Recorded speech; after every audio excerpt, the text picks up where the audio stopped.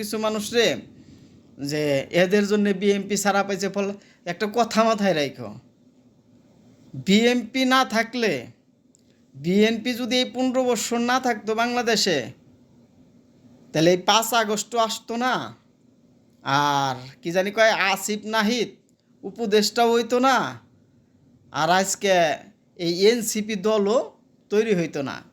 এইটাও তোমাকে মাথায় রাখতে হইব।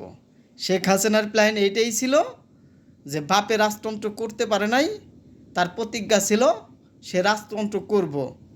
দুর্ভাগ্য বিএনপির কারণে তার যেটা সে করতে চাইছিল সেটা সফলতা করতে পারে নাই। ঠিক আছে, তাই বলি কি ভাই, বিএমপি কিনে গুণগান গাওয়ার আগে বিএমপির ইতিহাস জানো আগে।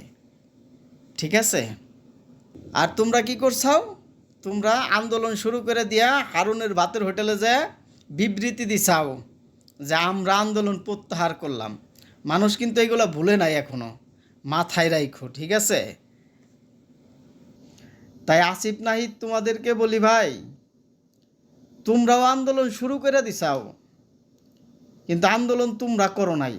আন্দোলন করছে বাংলাদেশের তৌহিদি জনতা, বাংলাদেশের ছাত্র সমাজ, সবাই মিলে আন্দোলন করছে।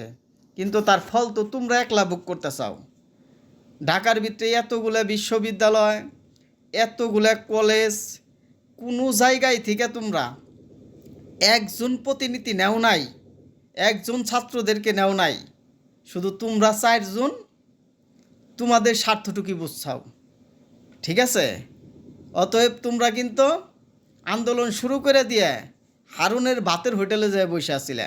আন্দোলন করছে সাধারণ জনগণ, সাধারণ ছাত্রছাত্রী, সাধারণ মানুষ, নিরহ কৃষক শ্রমিক, তারা আন্দোলন করছে।